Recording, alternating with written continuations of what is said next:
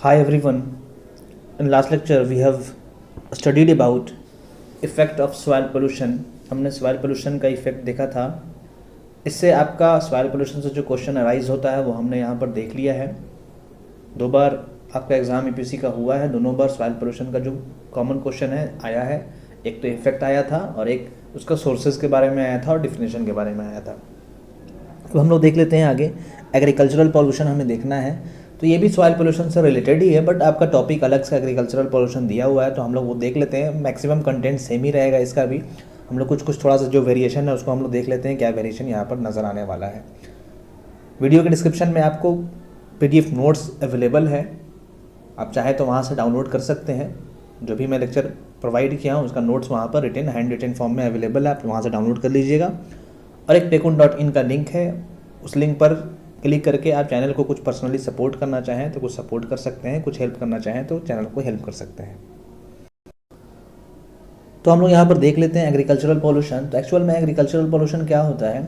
Farming के लिए जो हम लोग कुछ अलग से एडिशन कुछ करते हैं, चाहे कुछ केमिकल्स हो गया, कुछ फर्टिलाइज़र्स हो गया, कुछ इंसेक्टिसाइड्स हो गया, या कुछ फॉरेन मटेरियल्स है उसमें आ गया, तो उसके वजह से जो इन्वायरमेंट पे जो उसका इन्वायरमेंट में जो कंटेमिनेशन ऐड होता है, सराउंडिंग में जो कंटेमिनेशन ऐड होता है, तो उसी को हम लोग बोल देते हैं कि एग्रीकल्चरल पोल्यूशन है. मतलब फार्मिंग के वजह से, मतलब एग्रीकल्चर जो हम लोग करते हैं उसके वजह से अगर इन्वायरमेंट में उसका कुछ कंटेमिनेशन ऐड हो रहा है, कुछ उसका हार्मफुल इफेक्ट हो रहा है, तो उसी को हम लोग बोल देते हैं कि एक तरह का एग्रीकल्चरल पोल्यूशन है.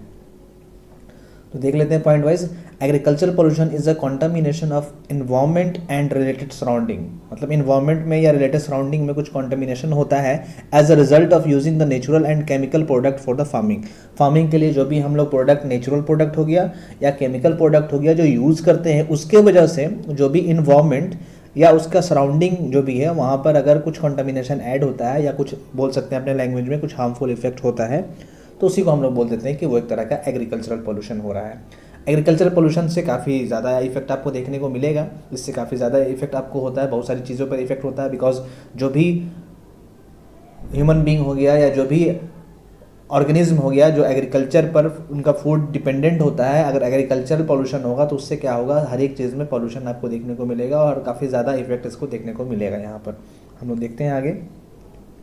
This contamination is actually injurious to all living organisms that depend on the food on cultivation. जो भी फूड, जिनका जो फूड होता है वो कल्टीवेशन पर डिपेंड करता है या एग्रीकल्चर पर डिपेंड करता है बोल सकते हैं हम लोग, तो उस पर काफ़ी ज़्यादा इसका इंजूरियस इफेक्ट होता है.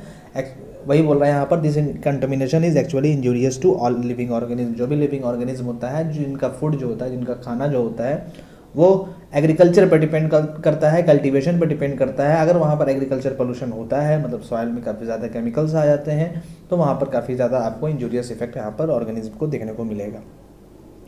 जो भी मॉडर्न टेक्निक है, जैसे कि मॉडर्न टेक्निक हम लोग क्या करते हैं, उसमें काफ़ी ज़्यादा ग्रो करने के लिए, क्वांटिटी काफ़ी ज़्यादा प्रोडक्टिविटी इंक्रीज़ करने के लिए हम लोग क्या करते हैं, काफ़ी हाई अमाउंट में वहाँ पर फर्टिलाइज़र यूज़ कर लेते हैं, पेस्टिसाइड, इंसेक्टिसाइड यूज़ कर लेते हैं. तो जिसके वजह से क्या होता है, इसका अपोजिट इफेक्ट हो जाता है. मतलब ठीक है उस टाइम तो इंक्रीज़ हो जाएगा, बट क्या होता है बाद में धीरे धीरे क्या होता है, वहाँ पर पोल्यूशन इंक्रीज़ होता चला जाता है.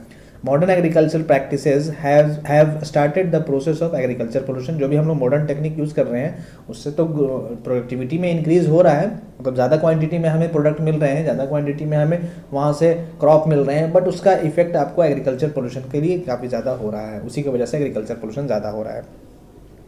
ये आप देख रहे होंगे यहाँ पर क्या हो रहा है, ये स्प्रे किया जा रहा है, जो भी वहाँ पर फर्टिलाइज़र का छिड़काव किया जा रहा है, कुछ पेस्टिसाइड, इंसेक्टिसाइड डाला जा रहा है. तो इससे क्या हो रहा है कि क्रॉप का क्वालिटी तो ठीक है, उस टाइम प्रोडक्टिविटी इंक्रीज़ हो रहा है, बट क्या हो रहा है, सॉइल में वहाँ पर पोल्यूशन ऐड हो रहा है, जिसकी वजह से एग्रीकल्चर पोल्यूशन हो रहा है और उसका इफेक्ट आपको उसके वजह से कंटामिनेशन सराउंडिंग में भी हो रहा है और इन्वायरमेंट में भी हो रहा है. This process causes the degradation of the ecosystem. Ecosystem की क्वालिटी में मतलब डिक्रीज हो जाता है quality, degradation of ecosystem, land, environment due to modern day by product of agriculture. जो भी एग्रीकल्चर में हम लोग बाई प्रोडक्ट यूज़ करते हैं मॉडर्न डे में, उसके वजह से क्या हो रहा है, इकोसिस्टम, लैंड, इन्वायरमेंट सबका क्वालिटी जो हो रहा है वो डिक्रीज हो जा रहा है या डिग्रेड हो रहा है.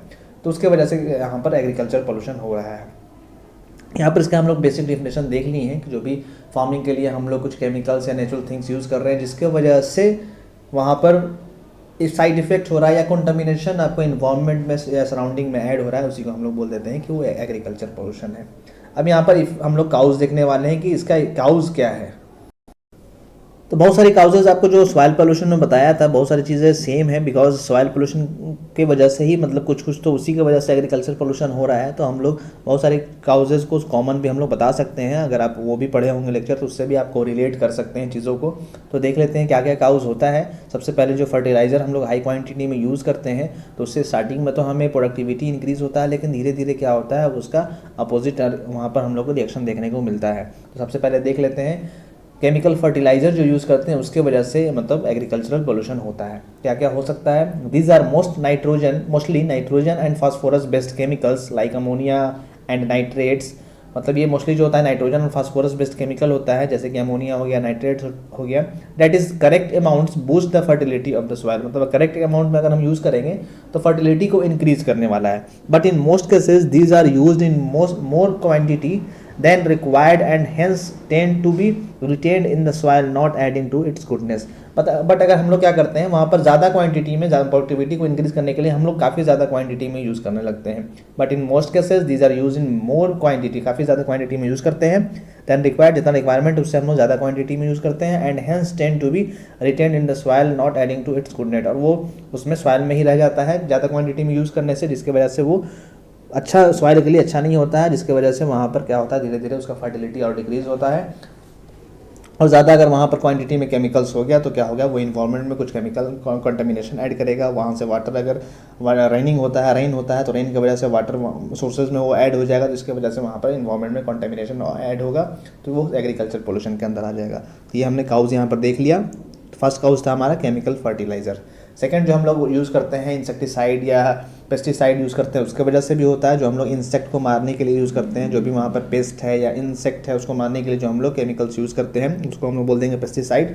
तो यहाँ पर जो भी हम लोग पेस्टिसाइड या इंसेक्टिसाइड यूज़ करते हैं, चाहे कोई भी हो, वो पेस्ट के लिए मतलब जो भी वहाँ पर कीट पतंग है उनके लिए तो टॉक्सिक है। बट क्या होता है वो उसमें हम लोग जो यूज़ करते हैं वहाँ पर हमने पढ़ा था एक बायो मैग्निफिकेशन। तो यहाँ पर बायो मैग्निफिकेशन देखने को मिलेगा आपको, जिसकी वजह से क्या होता है पूरे इकोसिस्टम में ही जो भी केमिकल्स हम लोग यूज़ कर रहे हैं फर्टिलाइज़र के फॉर्म में, जो भी केमिकल्स हम लोग पेस्टिसाइड्स और इंसेक्टिसाइड्स के फॉर्म में यूज़ कर रहे हैं, वो क्या हो रहा है, वो एक्यूमुलेट हो जा रहा है उस सॉइल में, सॉइल से चला जा रहा है आपको उस प्रोडक्ट जो भी हमें वहाँ पर क्रॉप मिल रहा है उसमें चला जा रहा है, उसे जो कंज्यूम कर रहा है फिर उसके अंदर चला जा रहा है प्राइमरी कंज्यूमर में, फिर सेकेंडरी में चला जा रहा है, फिर टर्सरी में चला जा रहा है। इस तरीके से वहाँ पर जो भी हम लोग केमिकल पेस्टिसाइड यूज़ कर रहे हैं तो वहाँ पर बायो एक्यूमुलेशन हो रहा है या बायो मैग्निफिकेशन हो रहा है, बॉडी टू बॉडी जो ट्रांसफ़र जैसे हो रहा है उसका क्वांटिटी बढ़ता जा रहा है, जो कि ह्यूमन हेल्थ के लिए बहुत ही ज़्यादा, जो भी लिविंग ऑर्गेनिज्म है उनके लिए काफ़ी ज़्यादा हानिकारक है। They also tend to bioaccumulate, they collect in the body of the organism and lead to chronic poison. वो बॉडी में एक्यूमुलेट हो जाता है और एक्यूमुलेट होकर क्या होता है वो पॉइजन, वहाँ पर भी क्रॉनिक पॉइजन का भी रीज़न हो सकता है वहाँ पर। उसके बाद भी क्या होता है वो एक्यूमुलेट तो होता ही है और वो आगे बढ़ता भी चला जाता है। This can be passed up the food chain में वो आगे बढ़ता भी चला जाता है। और हमने पढ़ा था बायो मैग्निफिकेशन भी एक टर्म पढ़ा था, जहाँ पर क्या होता है वो मैग्नीफाई होता चला जाता है। तो बायो मैग्निफिकेशन भी आपको वहाँ पर देखने को मिलेगा। वो तो एक्यूमुलेट हो ही गया, एक्यूमुलेट होकर वो मैग्नीफाई भी होता चला जाता है जैसे जैसे वो ट्रॉपिक लेवल बढ़ता चला जाता है।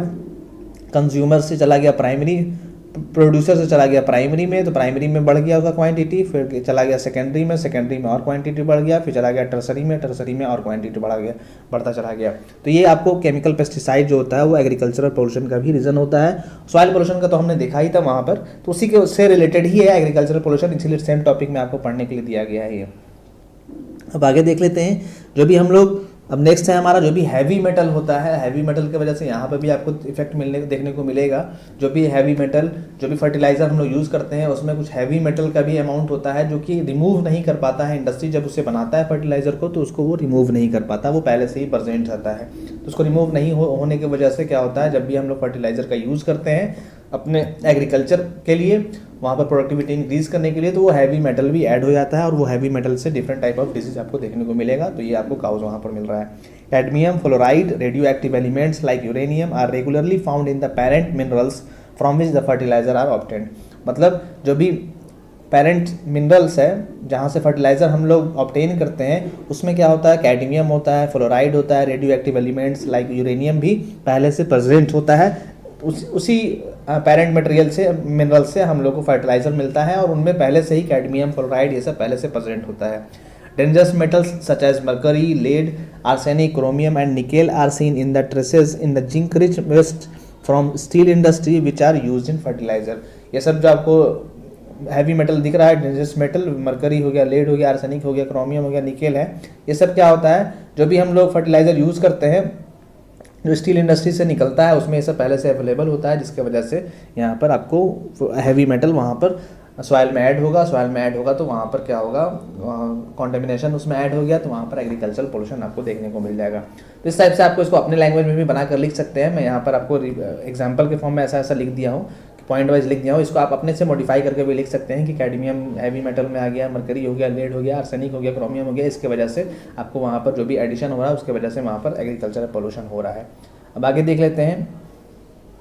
फोर्थ है हमारा इरोजन की वजह से, जो सॉइल का इरोजन होता है, जो क्या होता है, फ्लो होने की वजह से सॉइल क्या होता है, अपर लेयर सॉइल का वहाँ से रिमूव हो गया तो उसके वजह से सॉइल का जो प्रोडक्टिविटी है वो भी डिक्रीज हो जाएगा, मतलब वहाँ पर जो भी उसका फर्टिलिटी था वो भी डिक्रीज हो जाता है। Loss of soil material due to poor management cause soil to become infertile, उसके वजह से क्या होता है, सॉइल इनफर्टाइल होता है। मतलब मान लीजिए कि ये लैंड है हमारा, ऊपर का मटेरियल किसी वजह से या तो वाटर के फ्लो होने की वजह से या किसी वजह से रिमूव कर दिया गया तो उसके वजह से क्या हो गया, सॉइल का मान लीजिए ऊपर का मटेरियल हमने रिमूव कर दिया या वाटर के फ्लो होने की वजह से रिमूव हो गया तो क्या होगा, सॉइल का फर्टिलिटी वहाँ पर डिक्रीज हो जाएगा। वही बोल रहा है, loss of soil material due to poor management poor होने की वजह से जो लॉस होता है मटेरियल में, उसके वजह से आपको सॉइल का फर्टिलिटी आपको वहाँ पर मिलेगा, सॉइल मतलब इनफर्टाइल हो जाएगा।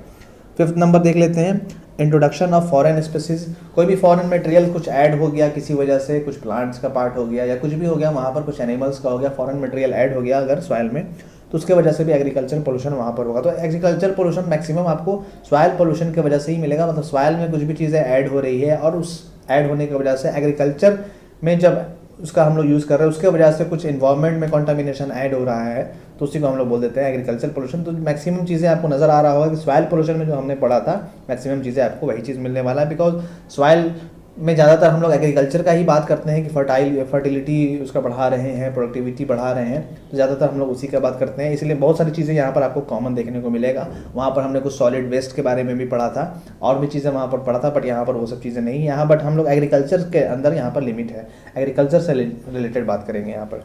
तो अब मान लीजिए कोई सॉइल में कुछ ऐड हो गया फॉरेन मटेरियल्स, जैसे कि sometimes foreign species of plants, animals, insects are introduced to control pest and weeds. हम लोग कुछ समटाइम क्या करते हैं, फॉरेन मटेरियल कुछ हम लोग जैसे कि foreign species of plant, animals, insect are introduced to control the pest and weeds. जो पेस्ट और वीड्स होता है वहाँ पर उसके लिए हम लोग क्या करते हैं, कुछ फॉरेन स्पीसीज ऑफ प्लांट का कुछ हम लोग यूज़ कर लेते हैं या एनिमल्स का यूज़ कर लेते हैं या इंसेक्ट का यूज़ कर लेते हैं।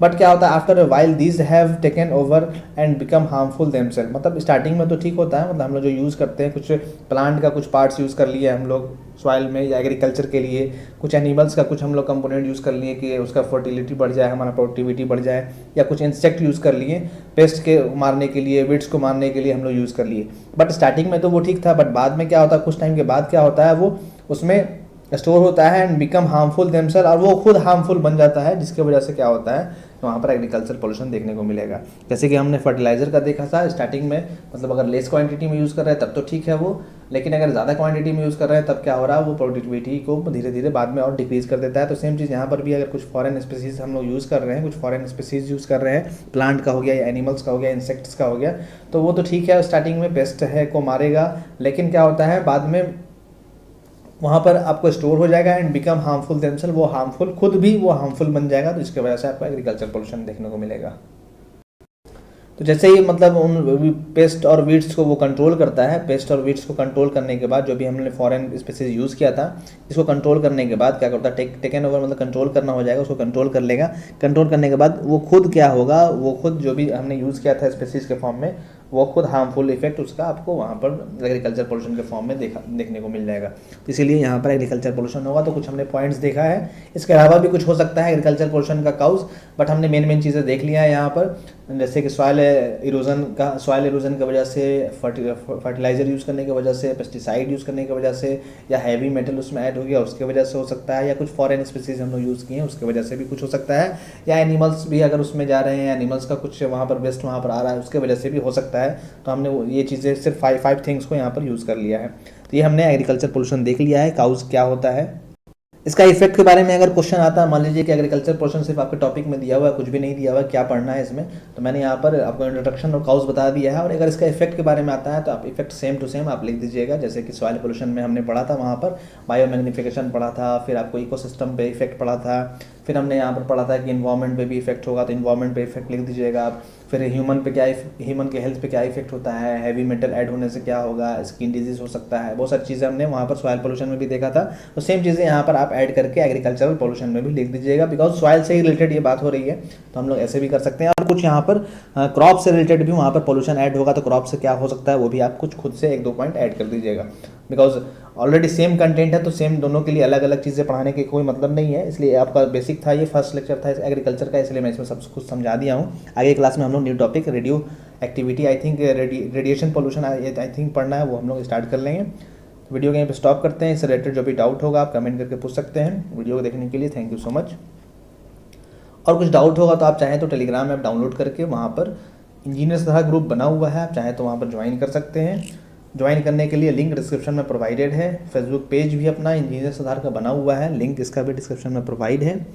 और अगर चाहें तो PDF नोट्स आप डाउनलोड कर लीजिएगा, डिस्क्रिप्शन में है वो भी, उसका लिंक है नोट्स डाउनलोड करने का। और paycon.in का भी लिंक है जहाँ से आप चैनल को सपोर्ट कर सकते हैं। वीडियो देखने के बाद लाइक और शेयर कर दीजिएगा, और चैनल को सब्सक्राइब नहीं किए हैं तो वो भी कर दीजिएगा। Thank you so much.